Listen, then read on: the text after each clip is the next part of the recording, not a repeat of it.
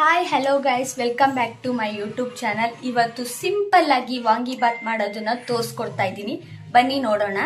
ನಾನಿಲ್ಲಿ 2ರಿಂದ 3 ಬದನೆಕಾಯಿ ಕಟ್ ಮಾಡಿ ಇಟ್ಕೊಂಡಿದ್ದೀನಿ, 3ರಿಂದ 4 ಟೊಮೆಟೊ ಕಟ್ ಮಾಡ್ಕೊಂಡಿದ್ದೀನಿ, ಒಂದು 5 ಇಲ್ಲ 6 ಒಣಮೆಣ್ಸಿಕಾಯಿ ತೊಗೊಂಡಿದ್ದೀನಿ, ಒಂದೇ ಒಂದು ದಪ್ಪಸ್ಲು ಬೆಳ್ಳುಳ್ಳಿ ತೊಗೊಂಡಿದ್ದೀನಿ. ಇದ್ರ ಜೊತೆಗೆ 2 ವಾಂಗಿಬಾತ್ ಪೌಡರ್ ತೊಗೊಂಡಿದ್ದೀನಿ.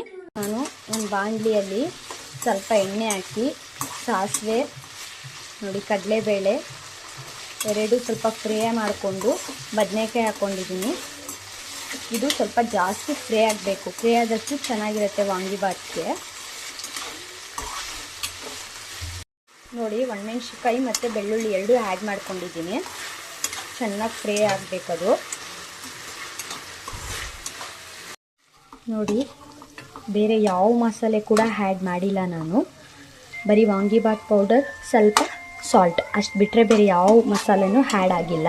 ಮತ್ತು ಇದು ಗೆಸ್ಟ್ ಬಂದರು, ಅರ್ಜೆಂಟಲ್ಲಿ ಮಾಡಬೇಕು, ಇಲ್ಲ ನಾವೇ ಹೊರಗಡೆ ಹೋಗಬೇಕು, ಏನಾದರೂ ಬೇರೆ ಮಾಡ್ಕೊಂಡು ತಿನ್ನಬೇಕು, ಆ ಥರ ಎಲ್ಲ ಇದ್ದಾಗ ಈ ಥರ ಮಾಡಿ ನೋಡಿ, ಬೇಗ ಆಗುತ್ತೆ, ಈಸಿಯಾಗಿದೆ, ತುಂಬ ಚೆನ್ನಾಗಿದೆ ಕೂಡ. ಟ್ರೈ ಮಾಡಿ ನೋಡಿ ನೀವು. ನೋಡಿ ಎಷ್ಟು ಚೆನ್ನಾಗಿ ಬಂದಿದೆ. ನೀವು ಎಲ್ಲರೂ ಒಂದ್ಸಲಿ ಟ್ರೈ ಮಾಡಿ ಮನೇಲಿ, ತುಂಬ ಚೆನ್ನಾಗಾಗಿದೆ. ನೋಡಿದ್ರಲ್ಲ, ಸಿಂಪಲ್ ಆಗಿ ವಾಂಗಿಬಾತ್ ಮಾಡೋದನ್ನ. ಇವತ್ತಿನ ಲಾಗ್ ಇದಾಗಿತ್ತು. ಯಾರೆಲ್ಲ ಇನ್ನೂ ನನ್ನ ಚಾನೆಲ್ನ ಸಬ್ಸ್ಕ್ರೈಬ್ ಮಾಡಿಲ್ಲ, ಬೇಗ ಬೇಗ ಸಬ್ಸ್ಕ್ರೈಬ್ ಮಾಡಿ, ಸಪೋರ್ಟ್ ಮಾಡಿ, ಶೇರ್ ಮಾಡಿ, ಲೈಕ್ ಮಾಡಿ. Thank you.